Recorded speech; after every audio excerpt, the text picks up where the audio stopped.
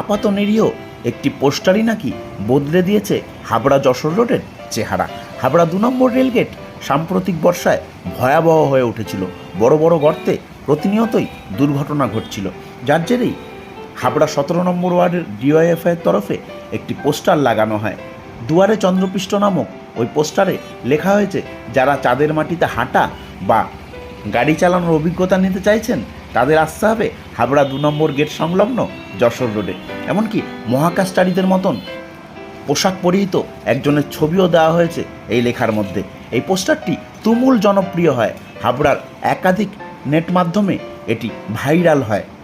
DIF নেতা দাবি করেছেন, তাদের এই পোস্টারের জেরেই শুরু হয়েছে সংস্কার, নড়ে চড়ে বসেছে প্রশাসন।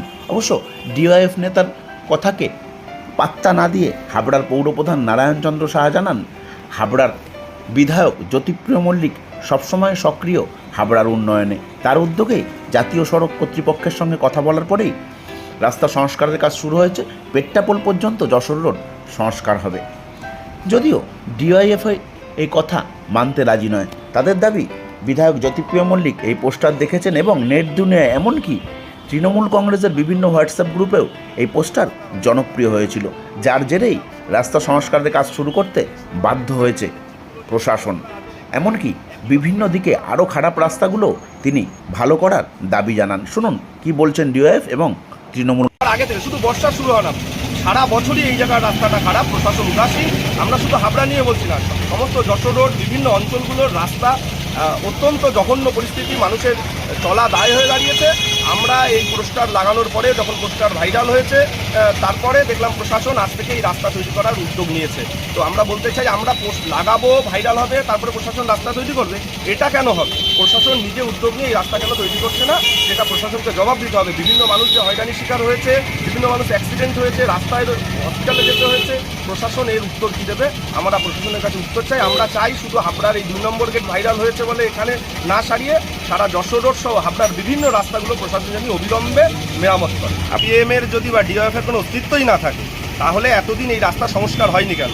ঠিক এই পোস্টার যখন ভাইরাল হলো, তারপরেই রাস্তা সংস্কারের উদ্যোগ নেওয়া হলো। এবং শুধু আমরা বা সিপিএম ডিওয়াইএফআই এর কর্মীরা এই পোস্টার ভাইরাল করেছে এমন না। আপনি দেখুন, হাবড়া শহরের মানুষের প্রত্যেকের ফেসবুকের ওয়ালে এই পোস্টার দিচ্ছে এবং তাদের হোয়াটসঅ্যাপ গ্রুপগুলো খুলুন। শুধু আমাদের হোয়াটসঅ্যাপ গ্রুপ খুললে হবে না, আমাদের কাছে খবর আছে তৃণমূল বা টিএমসিপির যে ছাত্র সংগঠন, তাদের যে হোয়াটসঅ্যাপ গ্রুপগুলো আছে, সেই গ্রুপগুলোতেও এই পোস্টার ভাইরাল হয়েছে।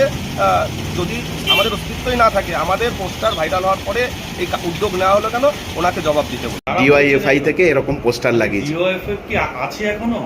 আমরা তো মনে হয় এদেরকে চাঁদে খুঁজতে যাওয়ার জন্য আমাদের এখন লোক পাঠাতে হবে। ঘটনাটা হচ্ছে, ন্যাশনাল হাইওয়ে ডিপার্টমেন্টটা কেন্দ্রীয় সরকার দেখে।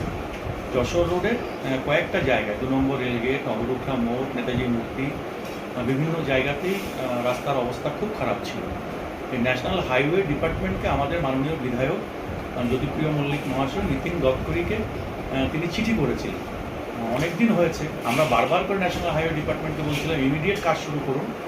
গতকালকে থেকে কাজ অলরেডি শুরু হয়ে গেছে, কাজ চলছে এবং ন্যাশনাল হাইওয়ের জন্য ইতিমধ্যেই প্রায় 70 কোটি টাকা স্যাংশন হয়েছে, একদম আপ টু বেনাপোল বর্ডার পর্যন্ত। বারাসাতে কাজ চলছে, হাবড়াতেও কাজ শুরু হয়েছে, কাজ ঠিক হয়ে যাবে। তবে ডিওএফ এরা হচ্ছে সস্তায় বাজার গরম করতে চায়। এদের তো সামাজিক কোনো কাজ নেই, কোনো কাজই দেখতে পাবেন না। সস্তায় বাজার গরম করবার জন্য সোশ্যাল মিডিয়ার মাধ্যমে এরা প্রচারের আওতা। ওনারা বলছেন যে আমরা এটা ভাইরাল করেছি, তারপরেই রাস্তার কাজ শুরু হয়েছে। ওনারা জানেনই না এটা কাকে বলতে হয়, শুধু ভাইরাল করলে হয় না।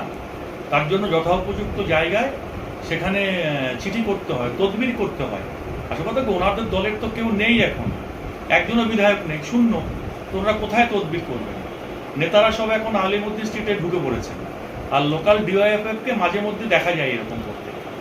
এই 2 নম্বর রেলগেট সংলগ্ন ছাড়াও আরো কিছু জায়গায় যশোর রোড খারাপ আছে, সেগুলো নবরুখা মোড়ে রয়েছে, নেতাজি মূর্তি, সেগুলো কি সংস্কার হবে? নেতাজি মূর্তির সামনেটা আমরা পৌরসভার পক্ষ থেকে ইমার্জেন্সি বেসিস করে দিয়েছিলাম। এই সমস্ত কাজগুলি হবে।